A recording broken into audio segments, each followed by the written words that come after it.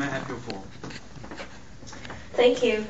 Looking at your highly controversial one-China policy, we'll definitely come to your policy for mainly about 8 reasons in 3 sections. First, there are 3 reasons related to economic issues. First, aging society.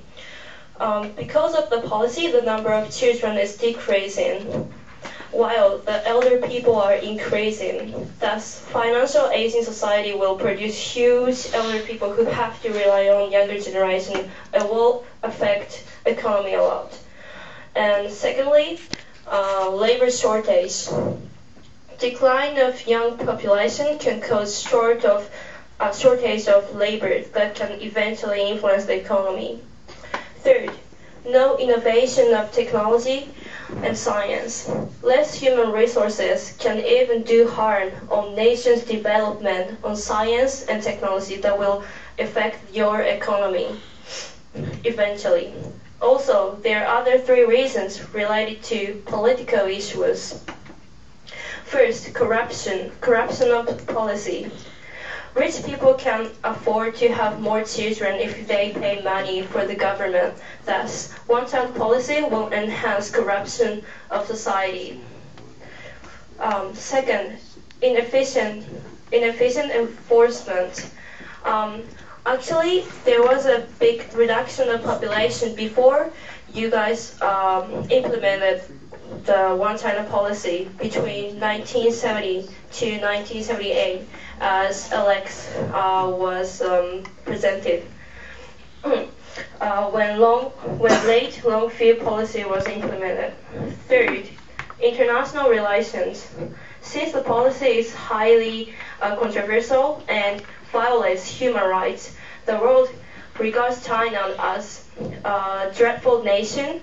This worldwide evaluation can affect international relations. Lastly, there are 2 points related to social issues. First, invasion of human rights. There are mothers who were forced to have an abortion, and that means that there were a lot of newborns who were killed by the government's plot. Also, traditional male domination social system was enhanced, thus girls were treated as worthless. In addition, in order to have boys, prenatal identification was encouraged. However, this is of course invasion of human rights. Lastly, gender imbalance. Because of preference of boys, the nation is struggling for unhealthy sex ratio. Lost too much boys, too much men. Chinese men are struggling to find women to get married. This even gets further problem. For instance, stimulation of sex industry that can actually do harm on women environment. Thank you.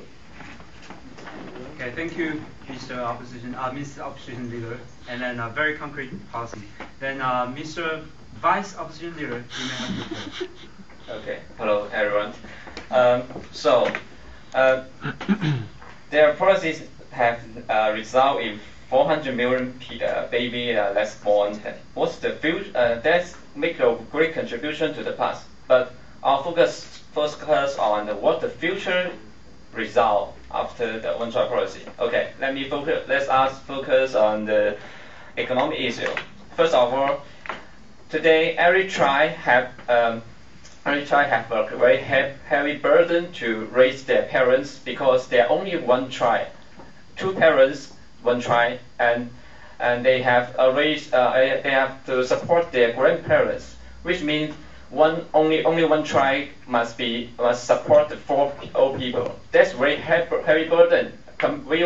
Even compared to other countries like U.S. and United Kingdom.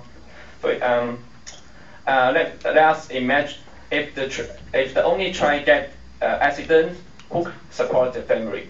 This make the family very unbearable, very suffer the most. That's the very negative influence about the one-child policy. And then second, China will get old but not rich.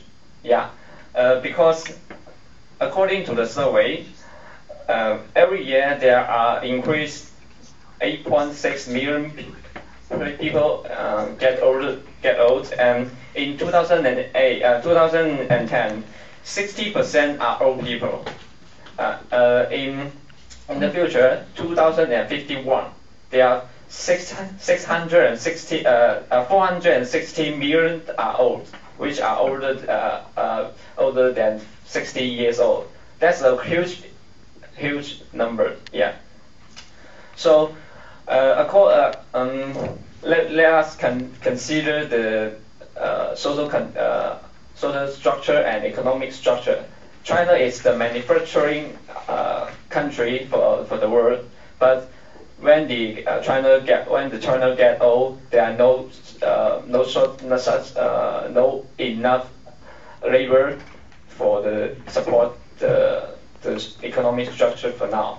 So we all admit that the one-child policy has the result in some advantage, but in the future it must change.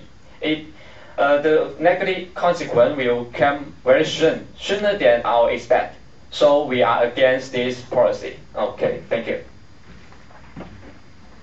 Okay. Thank you, Opposition side. Thank you, Mr. Vice Opposition Leader. And since both sides already clearly stated your policy, and then following we'll have the section of text. So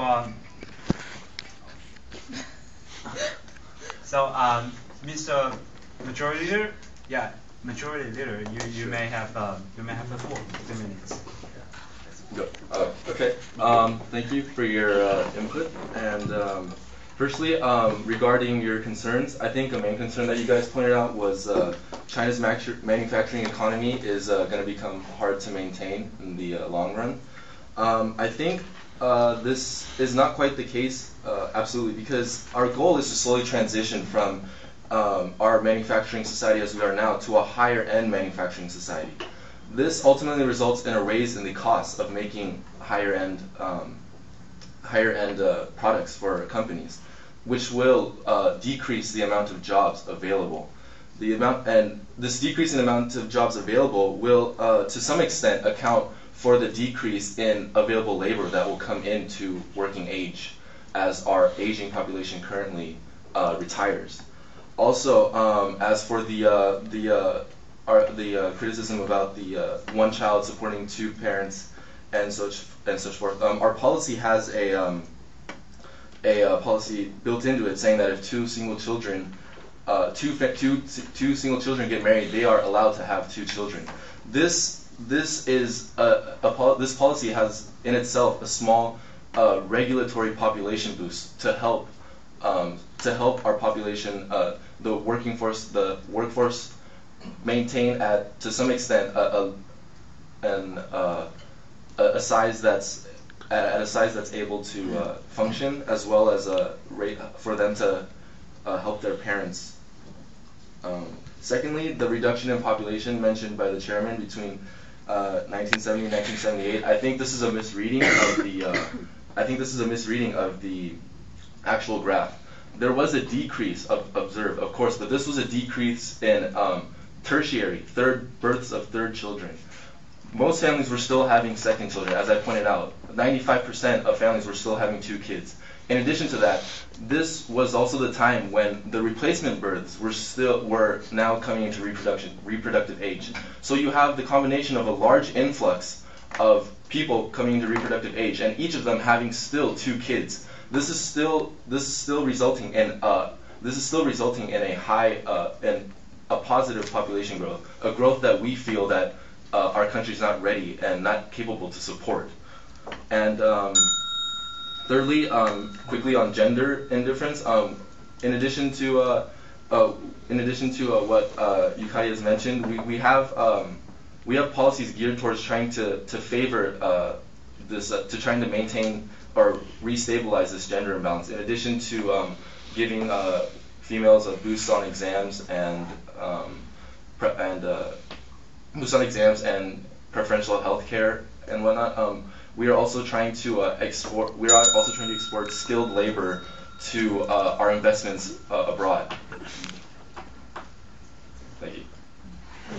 Okay, thank you, Mr. Majority Leader.